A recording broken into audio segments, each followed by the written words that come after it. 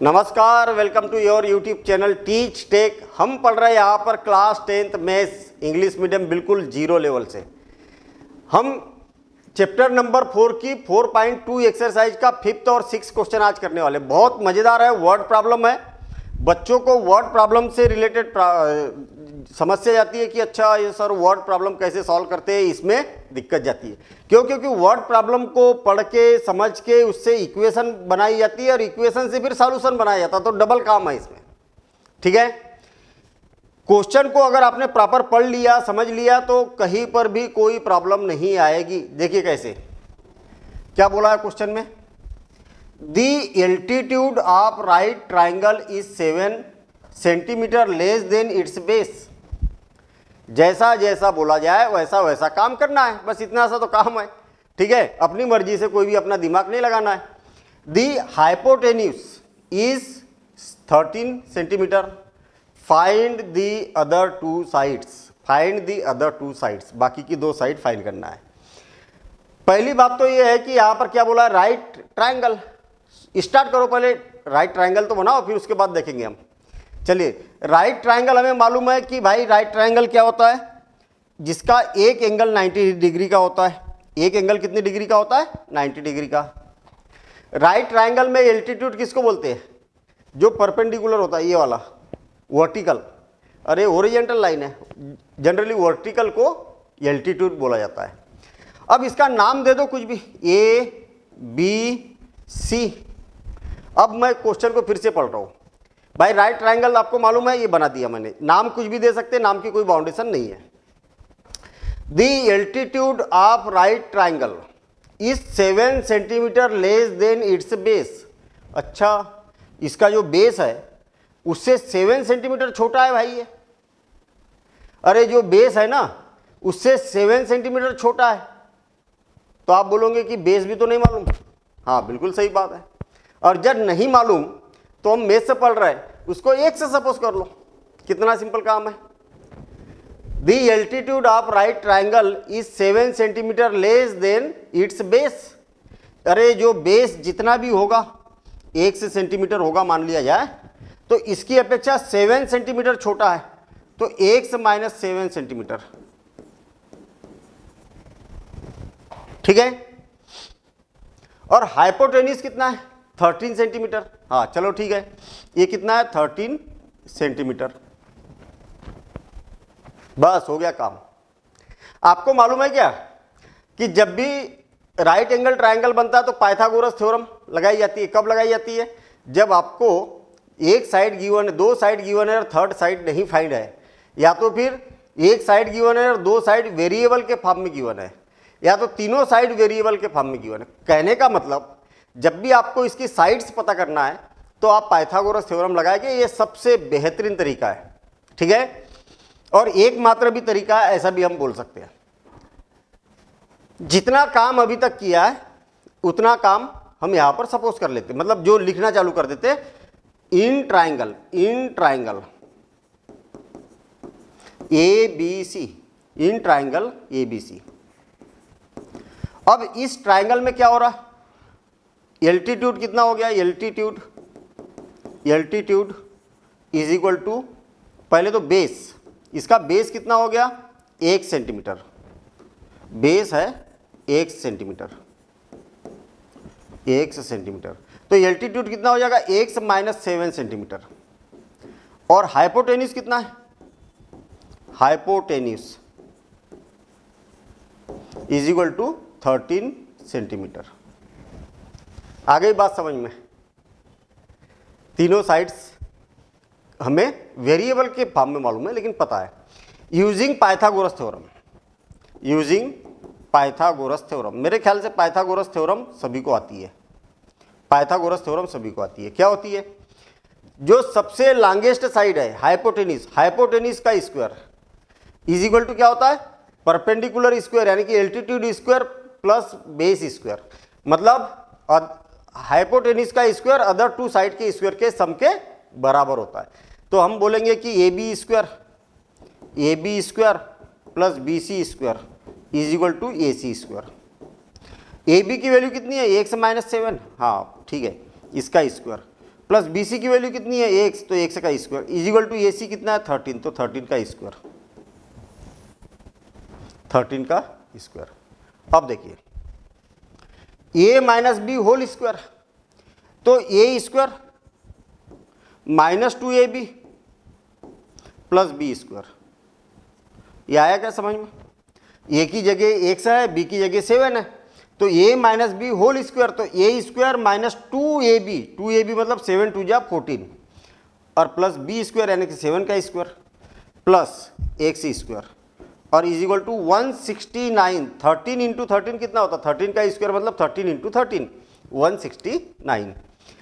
अब देखिए x square और एक्स स्क्वायर कितना हो गया 2x square minus 14x plus 49 और ये इस साइड जाएगा तो क्या हो जाएगा minus 169 is equal to 0। 2x square minus 14x plus इसमें से इसको माइनस करेंगे तो ये 0 हो गया, ये 2 हो गया 120 इज इक्वल टू 0। क्या करेंगे 2 से डिवाइड कर, डिविजिबल है ना, तो याद रखो कि इसको सॉल्व करने की अपेक्षा 2 से डिवाइड कर दो तो क्वेश्चन थोड़ा सा इजी हो जाएगा। तो डिवाइडिंग बाय 2 तो ये हो जाएगा x square minus 7x plus 60 is equal to 0। ये हो गया, बस क्वाड्रेटिक इक्वेशन बन गई है।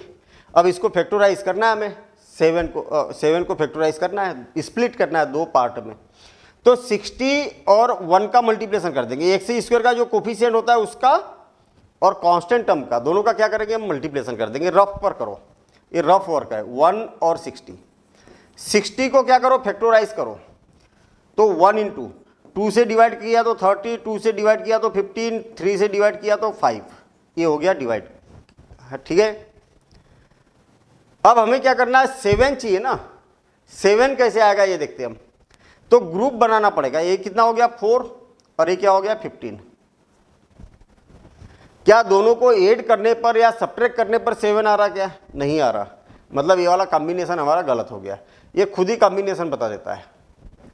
अब देखना ये कॉम्बिनेशन चेंज कर रहा हूं मैं, 3 2 या 6, 6 2 या 12 और 5।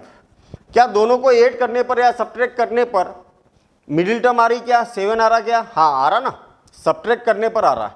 तो अच्छा नेगेटिव भी आ रहा है, इसलिए बड़े नंबर के सामने माइनस, छोटे नंबर के सामने प्लस, मतलब दोनों सब्ट्रैक्ट भी होना चाहिए और अरे छोटे नंबर में से बड़े नंबर को माइनस करेंगे तो सब्ट्रैक्ट भी होगा और नेगेटिव साइन आएगा। तो ये क्या हो जाएगा एक्स स्क्वायर और माइनस 12x और प्लस 5x और प्लस 60 इज इक्वल टू 0। इसके बाद क्या काम किया जाता बताइए जरा, इसके बाद क्या काम करेंगे भाई? इसके बाद हम क्या करेंगे, एक्स स्क्वायर ये दोनों को बीच में लिख देंगे, 7 माइनस 7x की जगह -2, अच्छा लिख तो दिया। अब क्या करना है आपको पेयर बनाना, ऐसे पेयर बनाना है। दोनों में से कॉमन क्या निकल रहा x, तो क्या बचेगा x माइनस 12 प्लस दोनों में से कॉमन क्या निकल रहा 5, तो x प्लस 12। 60 को 12 इंटू 5 लिखा जा सकता है कि नहीं? हाँ, तो 5 बाहर निकल गया, 12 अंदर रह गया। अब अगेन x प्लस 12, कहाँ गड़बड़ होगी है?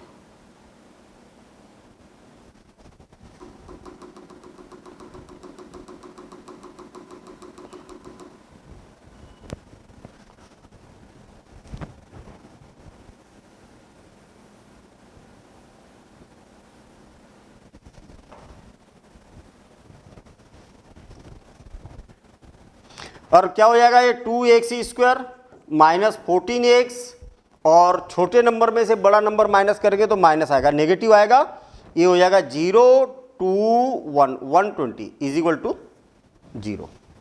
ठीक है, सिंपल काम है। अच्छा मुझे एक बात बताइए कि ये क्या 2 से डिविजिबल है क्या? हाँ है ना, 2 से डिविजिबल है। क्यों? अरे ये भी 2 से डिविजिबल है, ये भी है, ये भी है। मतलब अगर सारी टर्म किसी नंबर से डिविजिबल है तो डिवाइड कर दिया करो, थोड़ा सा क्वेश्चन इजी हो जाता है, छोटा हो जाता है। इसको भी सॉल्व करेंगे तो आंसर उतना ही आएगा लेकिन इजी हो जाएगा। तो हम यहाँ लिखेंगे डिवाइडिंग बाय 2 से हम क्या करेंगे डिवाइड कर देंगे। चलिए ठीक है, 2 से डिवाइड कर देंगे तो क्या हो जाएगा भाई, एक्स स्क्वायर माइनस 7x और माइनस 60 और is equal to 0।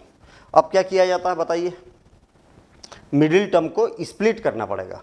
Middle term को स्प्लिट करने का तरीका क्या बताया था मैंने, एक्स स्क्वायर का कोफिशिएंट क्या है, 1 है। हाँ ठीक है भाई, एक्स स्क्वायर का कोफिशिएंट क्या है, 1 है। 1 का और 60 का आपस में मल्टीप्लिकेशन करेंगे, 1 इंटू 60, 1 इंटू 60, और इसको अगेन फैक्टराइज करेंगे, एक्चुअल मल्टीप्लिकेशन ना करके अगेन फैक्टराइज करेंगे तो क्या हो जाएगा, 1 इंटू 2 से डिवाइड करेंगे तो 30, 2 से डिवाइड करेंगे तो 15, 3 और 5, ये हो जाएगा। 60 को हमने प्राइम फैक्टराइज कर दिया, प्राइम करना है, प्राइम फैक्टराइज। अब क्या करेंगे, ग्रुप बनाएंगे, 2 2 जा 4 और 15, ये हिट एंड ट्राई होता है। मुझे एक बात बताइए कि दोनों को ऐड करने पर या सब्ट्रैक्ट करने पर मिडिल टर्म आ रही क्या भाई, ऐड करने पर 19 आ रहा है क्या, मिडिल में नहीं है। सब्ट्रैक्ट करने पर 11 आ रहा, 11 है क्या बीच में, नहीं है, तो ये कैंसिल हो गया। मतलब ये हिट एंड ट्राई होता है, कोई जरूरी नहीं कि पहली बार में ही अपना सही हो जाए, और ये रफ वर्क है। 3 2 जा 6, 6 2 जा 12 और 5, ये क्या दोनों को ऐड करने पर कितना हो रहा, 17, सब्ट्रैक्ट करने पर कितना हो रहा, 7 7 हो रहा ना, हाँ तो 7 है बीच में, तो क्या करेंगे, दोनों के साथ में x लगा दो। आपको क्या चाहिए, सब्ट्रैक्ट भी करना है इसको और नेगेटिव साइन भी होना चाहिए। नेगेटिव साइन होना चाहिए तो बड़े नंबर के सामने माइनस, छोटे नंबर के सामने प्लस, तो क्या हो जाएगा, x square minus 12x plus 5x minus 60 is equal to 0। दोनों में से कॉमन निकालेंगे तो x, तो क्या हो जाएगा, x माइनस 12 प्लस 5, तो x minus 12 is equal to 0।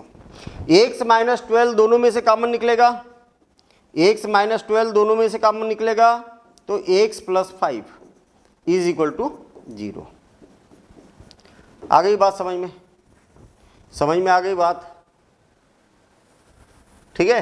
अब आगे का काम करेंगे, इसको मैं थोड़ा सा ऊपर शिफ्ट कर देता हूँ। अब देखिए, इसके इक्वल टू 0 या इसके इक्वल टू 0, दोनों में से कुछ भी, तो दोनों 12 और लगाएंगे बीच में, x plus 5 is equal to 0।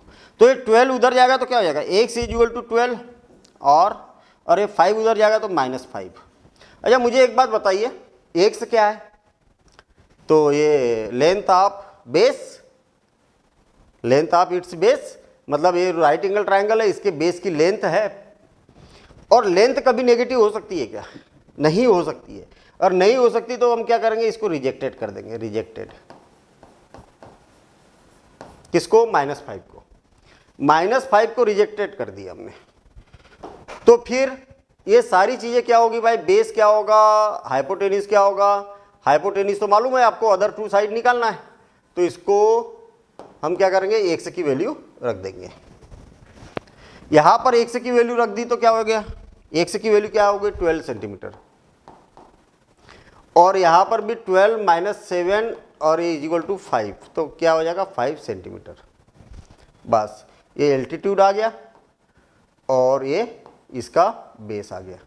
और हाइपोटेनिस, तो हाइपोटेनिस तो ऑलरेडी गिवन ही था, तो बड़ा सिंपल सा काम है। बस सिर्फ आपको ये इतना सा लॉजिक लगाना है कि भैया ये इसका बेस नहीं मालूम तो बेस लिख लो, और जो एल्टीट्यूड है इसके बेस से 7 कम है, बस हो गया काम, इतना सा काम है, ठीक है।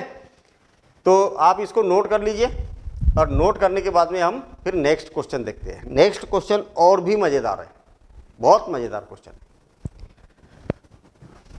A cottage industry produces a certain number of pottery.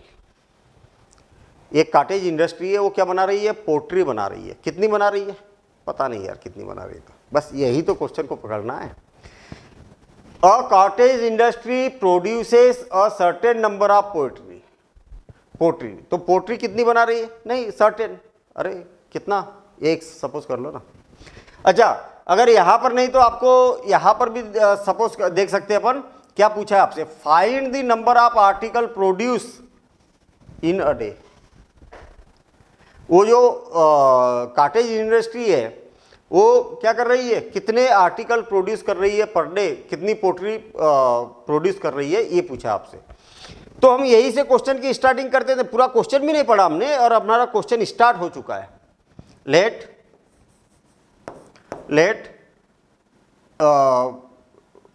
क्या कॉटेज इंडस्ट्री ना, वही का वही लिख दो, cottage industry produce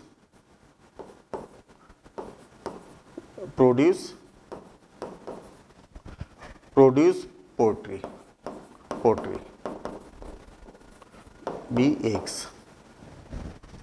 x produce कर रही है भैया, या नंबर ऑफ पोट्री बोल सकते हैं हम ऐसा, हाँ, इन अ डे। ठीक है, फिर से ये क्वेश्चन ही फिर से कर रहे हैं अपन।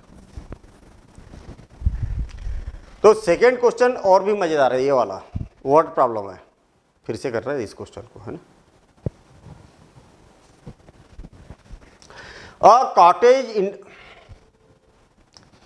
अब क्वेश्चन नंबर 6 बड़ा मजेदार क्वेश्चन है, ध्यान से समझना, और ऐसा एक एग्जाम्पल भी आपको मिला था। ठीक है, a cottage industry produces a certain number of pottery.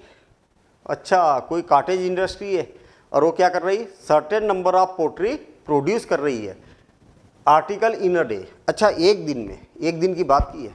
ठीक है, तो कितनी कर रही है यही तो नहीं मालूम, और नहीं मालूम तो उसी को तो सपोज करना है भाई, एक वेरिएबल तो इसी को सपोज करना है, सिंपल काम है। हाँ ठीक, या तो फिर आप लास्ट में देख लो, आप find the number of article produce and cost of each article, मतलब नंबर ऑफ आर्टिकल कितने प्रोड्यूस कर रही है और उसकी कास्ट कितनी रहेगी हर एक आर्टिकल की, ये आपसे पूछा गया है। ठीक है, चलिए ठीक है, तो हम क्वेश्चन की तो स्टार्टिंग कर ही देते हैं हम। Let a cottage industry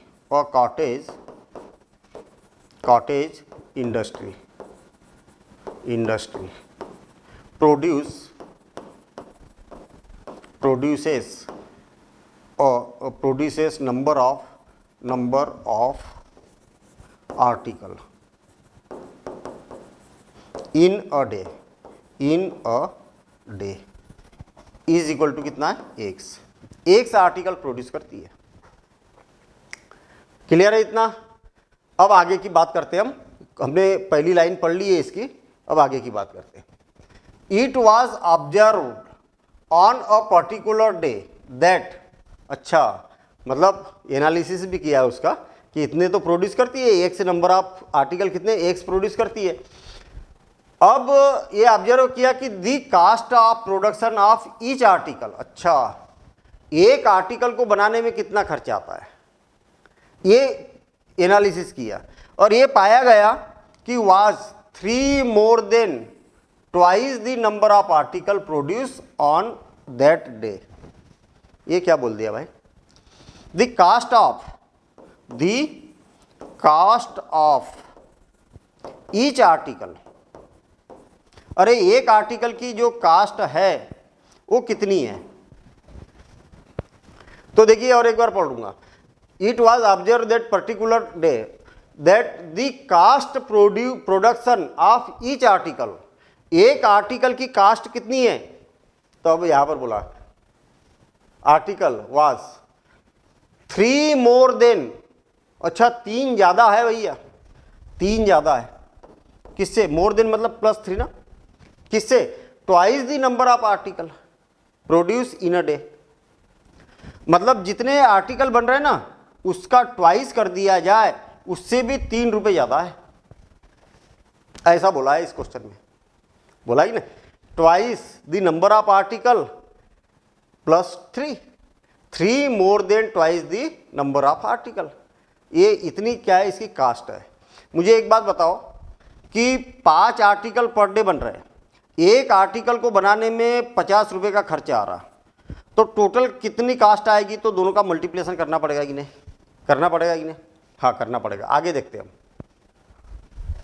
if the total cast of production on each day that day is 90 rupees, ऐसा समझ लो कि इतने आर्टिकल बन रहे हैं और एक आर्टिकल को बनाने में इतने रुपए का खर्च आ रहा है, एक आर्टिकल को बनाने में, और इतने आर्टिकल बनाना है, तो टोटल खर्च कितना आएगा भाई, दोनों का मल्टीप्लिकेशन करेंगे तब तो दोनों का टोटल खर्च मिले पता चलेगा। हाँ बिल्कुल सही है। तो आप क्या करेंगे, according to condition, according to the condition या क्वेश्चन जो भी बोलना है, x और 2x प्लस 3 और इज इक्वल टू 90, इसका अंदर मल्टीप्लिकेशन करेंगे तो क्या हो जाएगा 2x ए स्क्वायर प्लस 3x और माइनस 90 राइट हैंड साइड से लेफ्ट हैंड साइड आ गया तो इतना हो गया। किसी नंबर से तीनों टर्म डिविजिबल है क्या? नहीं है, कोई भी कॉमन फैक्टर नहीं है इनमें। तो अब इसको सॉल्व करना चालू कर देंगे, है ना। अब इसको सॉल्व करेंगे। समझ में आ गया होगा मेरे ख्याल से, इतना बिल्कुल सिंपल काम है। अब आगे देखिए, सबसे पहला काम क्या है, इसका और इसका मल्टीप्लिकेशन किया जाता है। किसका किसका? 2 और 90 का, 2 और 90 का। एक्चुअल मल्टीप्लिकेशन ना करके इसको और फैक्टराइज किया जाता है। 2 इंटू 45, 3 इंटू 15 और 3 इंटू 5 और ये हो गया। 90 को फैक्टराइज कर दिया प्राइम फैक्टराइज में, या ऐसा लिख दिया हमने, ये 2 लिख दिया और 90 को आप ऐसा लिख सकते हैं, ठीक है। हाँ, अब इसके ग्रुप बनाना, ये ग्रुप बना दिया मैंने, ये एक ग्रुप बना दिया। ये तो कितना हो गया 4, 15, 45। क्या दोनों को ऐड करने पर या सब्ट्रैक्ट करने पर 3 आ रहा क्या? बताइए जरा। नहीं आ रहा। 3 आ रहा क्या? नहीं आ रहा। तो फिर ये वाला कॉम्बिनेशन गलत हो गया हमारा। अब और दूसरा कॉम्बिनेशन मिलाओ। 3 2 जा 6, 6 2 जा 12 और ये कितना हो गया 15। क्या दोनों को ऐड करने पर या सब्ट्रैक्ट करने पर 3 आ रहा क्या? हाँ आ रहा ना 3। तो अपना ये वाला कॉम्बिनेशन सक्सेस हो गया। कितना था? 12। ठीक है, दोनों के साथ में एक से एक से लगा दो। आपको चाहिए +3। क्या चाहिए? +3। तो सब्ट्रैक्ट भी होना चाहिए और पॉजिटिव भी आना चाहिए। तो बड़े नंबर के सामने प्लस, छोटे नंबर के सामने माइनस, ताकि सब्ट्रैक्ट भी हो जाए और पॉजिटिव भी आ जाए। अगर यहाँ पर -3 होता तो छोटे नंबर के सामने प्लस और बड़े नंबर के सामने माइनस लग जाता है। ठीक है, इसको लिख देता हूँ मैं यहाँ। क्या हो जाएगा? 2x² plus 3x। 3x को क्या लिखेंगे हम? -12x प्लस 15x और -90 = 0। अब पेयरिंग करेंगे, एक पेयर तो ये बन जाएगा, एक पेयर ये बन जाएगा, और दोनों में से कॉमन क्या निकल रहा है ये देख लो आप। इसमें से 2x कॉमन निकलेगा तो क्या हो जाएगा? x - 6 और प्लस इसमें से कितना कॉमन निकल रहा? 15 कॉमन निकल रहा। तो x - 15 इंटू 6 90 होता है ना, तो यहाँ पर 6 बचेगा। अगेन x - 6 कॉमन निकल रहा, तो क्या हो जाएगा? 2x plus 15 = 0। आया समझ में? ठीक, अब सुनिए जरा, इसके इक्वल टू 0 या इसके इक्वल टू 0। तो x - 6 = 0 और 2x प्लस 15 = 0। तो ये 6 उधर जाएगा तो x = 6 हो जाएगा और 2x = -15, 15 उस साइड गया तो x = 6 और ये 2 नीचे आएगा तो x = -15/2। अब यहाँ पर मुझे एक बात बताइए कि number of pottery produce in a day, एक दिन में नेगेटिव नंबर ऑफ पोट्री बना सकता है क्या कोई? अरे नेगेटिव मतलब बना ही नहीं उसने, और उल्टा नेगेटिव, ठीक है ना। तो ये तो पॉसिबल नहीं ना, नेगेटिव तो हो ही नहीं सकती ना नंबर ऑफ पोट्री। अरे कोई भी वस्तु, कोई भी जैसे मान लिया जाए यहाँ पर कितने फैन लगे हैं तो नेगेटिव हो सकते क्या? या तो 0 फैन हो गए, एक भी फैन नहीं लगा, या तो 1 लगा, या 2 लगा, या 10 लगे, ऐसा कुछ भी होगा ही नहीं। चलिए ठीक है, तो ये क्या है? रिजेक्टेड कर देता हूँ मैं। तो करेक्ट क्या हो जाएगा? हेंस नंबर ऑफ पोट्री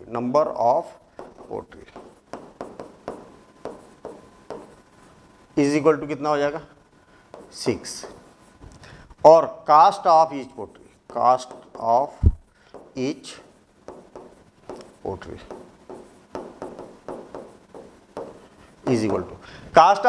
कितना था? 2x प्लस 3, तो जहाँ x है वहाँ 6 रखना है आपको। तो कितना हो जाएगा 6 2 या 12 और 15, तो कितना हो जाएगा ₹15। 15 रुपीज़ इसकी कास्ट हो जाएगी और 6 रुपीज़ इसकी सिक्स नंबर ऑफ पोट्री हो जाएगी। तो है ना मज़ेदार क्वेश्चन, ठीक है।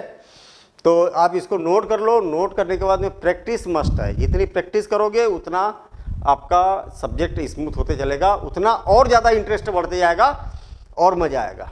आपकी स्पीड भी बढ़ेगी, एक्यूरेसी भी बढ़ेगी। तो स्पीड मस्ट है, जितनी ज़्यादा स्पीड करोगे उतना बेहतर रहेगा। तो मिलेंगे हम अगले वीडियो में इसी प्रकार के अगले कॉन्सेप्ट के साथ। तो ये तो एक्सरसाइज ही कंप्लीट हो गई। अगले एक्सरसाइज में नेचर ऑफ रूट्स पर बेस्ड क्वेश्चन करेंगे हम। पहले बेसिक समझेंगे, फिर सारे एग्जाम्पल समझेंगे, फिर उसके क्वेश्चंस देखेंगे, ठीक है। तो मिलते हैं हम नेक्स्ट वीडियो में। Thank you all the best.